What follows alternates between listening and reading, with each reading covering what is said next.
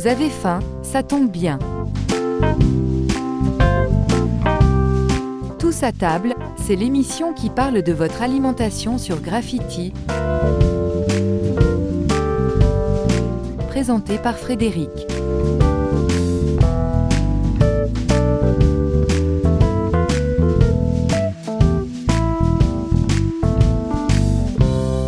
Salut les gourmets, salut les gourmands, je vous souhaite la bienvenue dans cette nouvelle émission de Tous à table.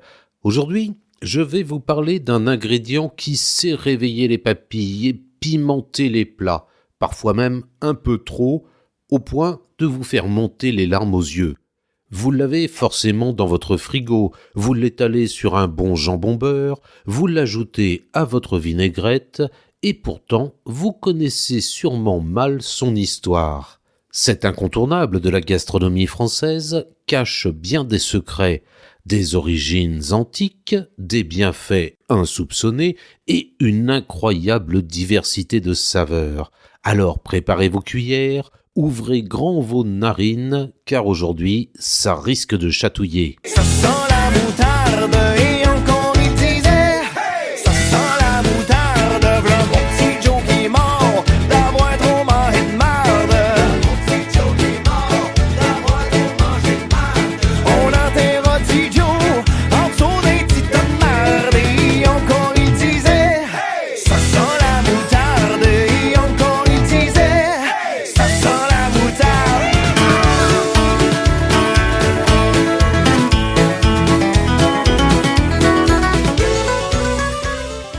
C'est un condiment qui pique, mais qui pique surtout la curiosité. Oui, je veux parler de la moutarde. Elle monte parfois au nez, mais surtout elle sublime bien des plats. Nous sommes d'ailleurs les champions du monde en termes de consommation, avec près d'1 kilo consommé par an et par personne. Mais d'où vient-elle ? Comment est-elle fabriquée ? Quelles sont ses variantes ? Et surtout, comment l'utiliser pour régaler vos papilles ? C'est ce que nous allons découvrir ensemble dans cette émission.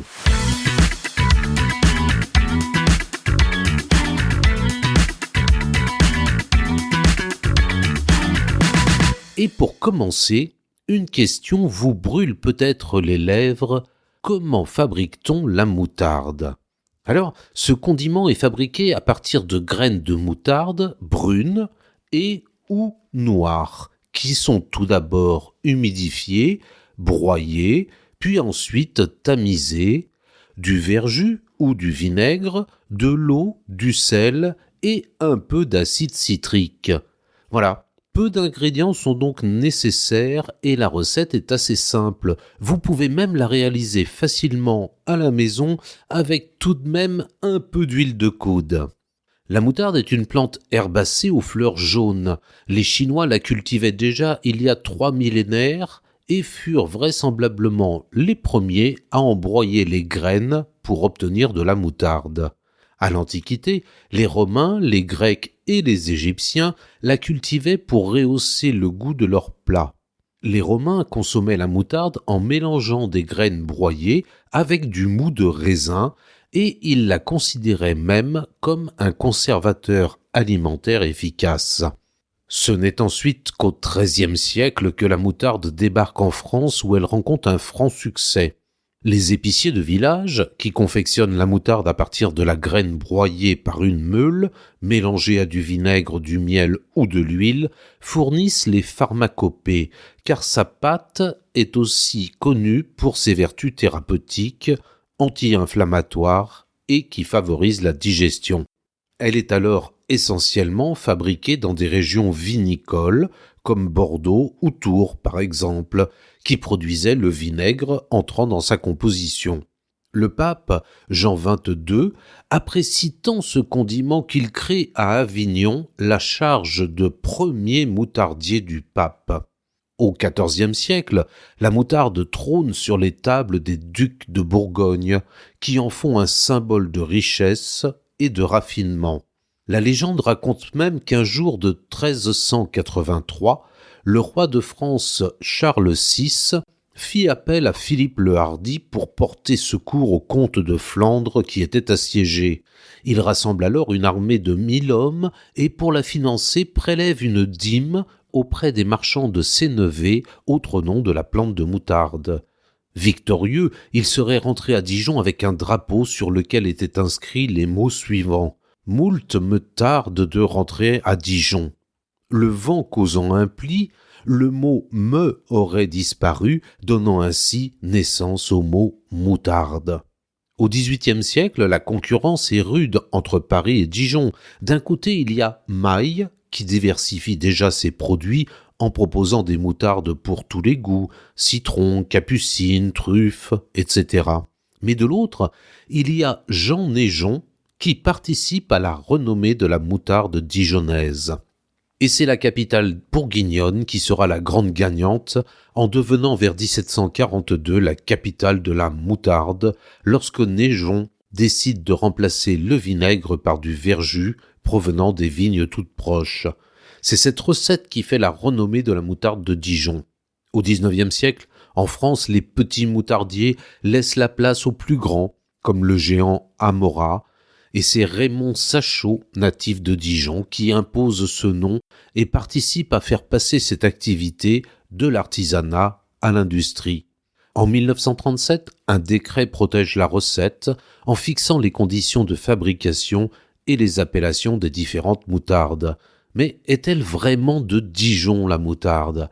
Alors, jusqu'à la Seconde Guerre mondiale, oui. Mais depuis, si son nom indique comme provenance la capitale bourguignonne, il faut se méfier.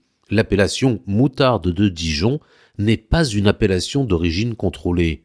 La culture de la moutarde a disparu de la région bourguignonne. Résultat, la majorité des graines sont cultivées au Canada. Mais si les graines viennent du Canada, 90% de la production consommée reste bien produite à Dijon. Cocorico. Ce qui est sûr, c'est que la moutarde a conquis les tables françaises depuis des siècles et elle est même le 3e condiment le plus consommé dans le monde, après le sel et le poivre.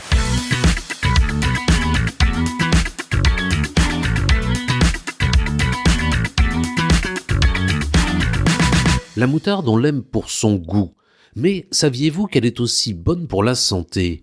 Elle facilite la digestion, stimule l'appétit et aurait même des propriétés anti-inflammatoires. De plus, elle est pauvre en calories, avec environ une 15aine de calories seulement par cuillère à soupe, ce qui en fait une alliée précieuse en cuisine pour relever un plat sans alourdir l'addition calorique. Elle contient une majorité de lipides, essentiellement monoinsaturés, puis des protéines en quantité intéressante et enfin une petite proportion de glucides.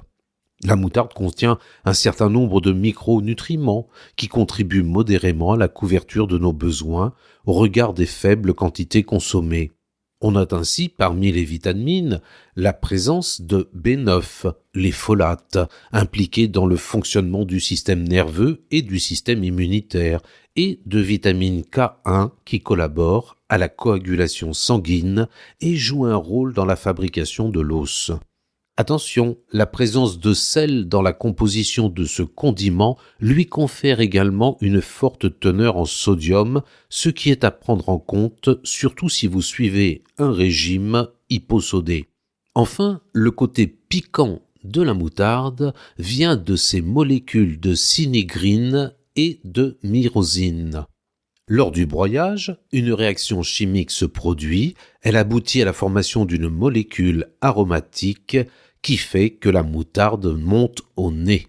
Dans la deuxième partie de Tous à table, après la pause musicale, je vous propose de découvrir ensemble les différentes moutardes et comment les sublimer en cuisine au travers de recettes régionales traditionnelles et gastronomiques. Mathieu Saïkali est bien plus qu'un simple chanteur. C'est un artiste aux multiples facettes. Tout a commencé en 2014 lorsqu'il a remporté la Nouvelle Star, point de départ d'une carrière musicale singulière. Sa voix, à la fois douce et puissante, se distingue par son timbre reconnaissable, capable de transmettre une palette d'émotions, comme dans son titre « Laisse-moi une chance ».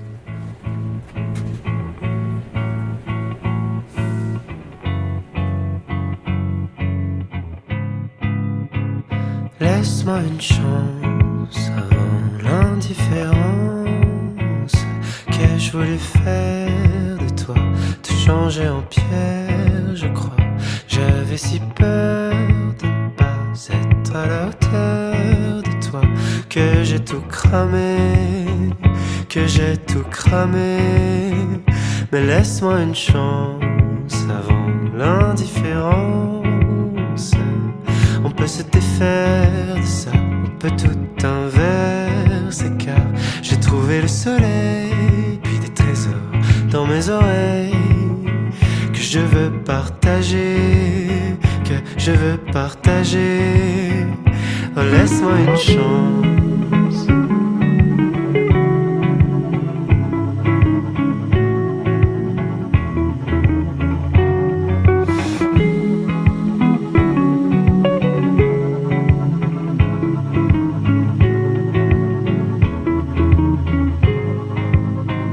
Laisse-moi une chance avant l'indifférence. Qu'ai-je voulu faire de toi, te changer en pierre, je crois. J'avais si peur de ne pas être à la hauteur de toi, que j'ai tout cramé, que j'ai tout cramé. Mais laisse-moi une chance avant l'indifférence.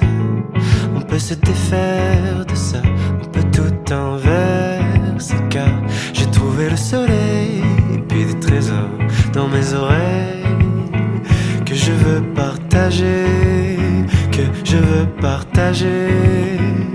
Laisse-moi une chance.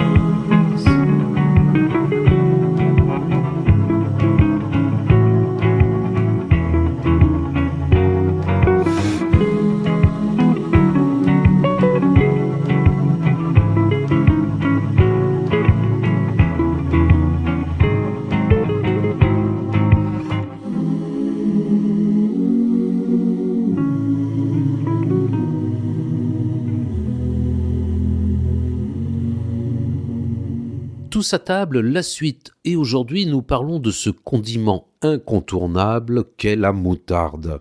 Après avoir exploré ses origines, son histoire et ses bienfaits, il est temps de passer aux choses sérieuses et gourmandes. Car oui, la moutarde ce n'est pas qu'un simple accompagnement pour votre viande ou pour vos saucisses, c'est aussi un ingrédient magique qui sublime de nombreuses recettes.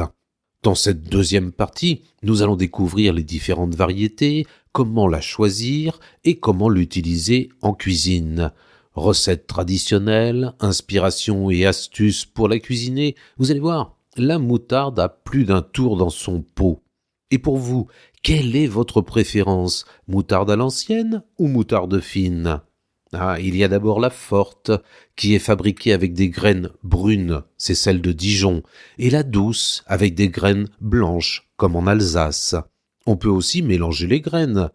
Quelle que soit la préparation, à l'ancienne ou fine, c'est uniquement une question de broyage et de finesse de tamisage. C'est un peu comme pour les farines, entre la complète et la blanche. Il y a la recette de base, et après, c'est comme en cuisine, on ajoute ce que l'on veut. Des épices, des aromates, tout est possible selon ses goûts et son humeur. Mais à la fin, il faut que cela plaise. Les moutardes aromatisées ont envahi les rayons au point que nous devons parfois chercher la moutarde forte de Dijon. Ces aromatisées sont par essence moins riches en graines de moutarde, du fait de l'arôme ajouté. Si certaines recettes laissent perplexes, d'autres sont très réussies et conviennent bien à certains plats. La moutarde au poivre avec les viandes grillées, la moutarde à la truffe noire avec la viande rouge, ou au baies rose avec la charcuterie, ou encore au curry avec les poissons. Soyez mis en garde, certains produits voisins contiennent peu de graines de moutarde et incluent des colorants ou des épaississants. Ils ne sont pas considérés comme des moutardes, mais comme des condiments ou avec l'appellation préparation à base de moutarde. Et vous pouvez trouver différentes variétés. La moutarde de Dijon, c'est la plus célèbre, avec son goût puissant, sa texture lisse. C'est celle qu'il vous faut pour réaliser vos sauces mayonnaise et vinaigrette. Elle est aussi parfaite pour accompagner les légumes et les viandes dans vos assiettes. La moutarde à l'ancienne, avec ses graines non broyées, apporte du croquant et une saveur plus douce. Avec ce type de moutarde, la magie opère dans des vinaigrettes et des sauces chaudes à base de crème ou de beurre.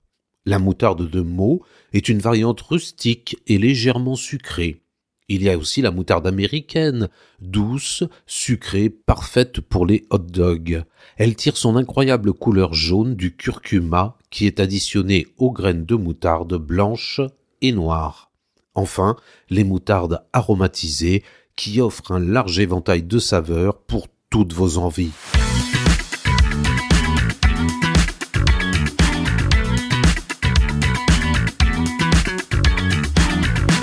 La moutarde est une véritable alliée dans votre cuisine. C'est un ingrédient phare de nombreuses recettes régionales françaises. Voici donc quelques spécialités incontournables. Tout d'abord, le lapin à la moutarde. C'est un grand classique de la cuisine traditionnelle de notre pays. Le lapin est mijoté dans une sauce à base de moutarde de Dijon, de vin blanc et de crème fraîche.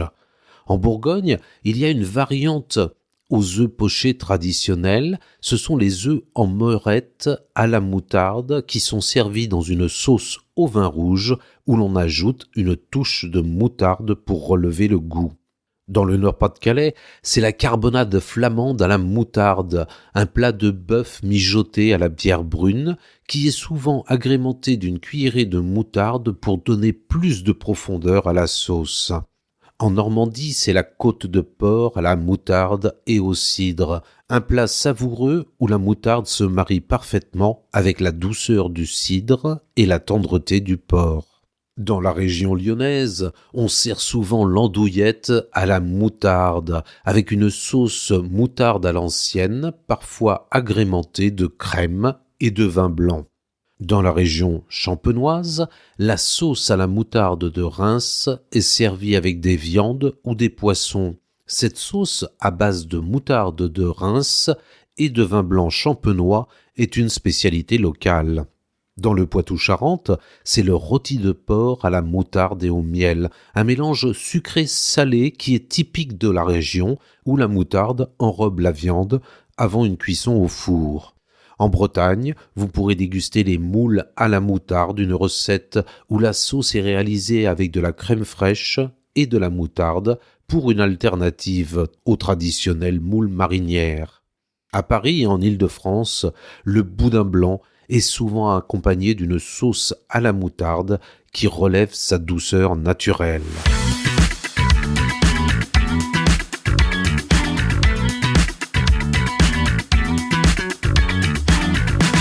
Pour conserver la moutarde, rien de tel qu'un grand bocal hermétique. Vous pourrez le mettre dans votre réfrigérateur pendant des mois, sans excéder la date de péremption, bien sûr. Si on l'utilise le plus souvent en accompagnement d'un cornet de frites ou d'une viande grillée, la moutarde est une alliée de taille dans des recettes plus travaillées. Mayonnaise, viande en sauce, cake, tarte, ce condiment magique est une vraie mine d'or pour qui sait l'utiliser. Pour accompagner toutes sortes de viandes ou même un plat de pâtes, une sauce à la moutarde apportera du peps. Pour réussir votre sauce à la moutarde, il faut la mélanger avec une crème qui va l'adoucir, comme de la crème fraîche, épaisse ou semi-épaisse, ou même également du yaourt. On peut ensuite y ajouter du curry, du miel, des épices pour donner un goût différent à la sauce. Cette semaine, sur le site graffitiradio.fr, c'est la recette du lapin à la moutarde que vous retrouverez. Alors certes, nous avons tous notre recette et nos astuces qui viennent bien souvent du livre de recettes de grand-mère, mais celle que je vous propose est signée du regretté grand chef Bernard Loiseau. Alors, la moutarde vous est-elle montée au nez ? Blague à part, vous l'aurez compris, ce condiment est un vrai trésor gastronomique.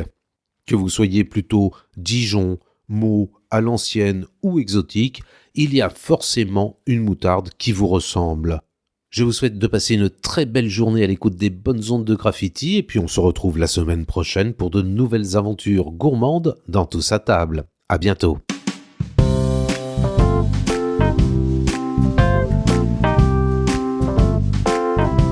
Réécoutez Tous à table en podcast sur le site graffitiradio.fr, sur Spotify, Deezer, Apple Podcast entre autres. En attendant de retrouver Frédéric pour une prochaine émission, mangez bien, mangez sain.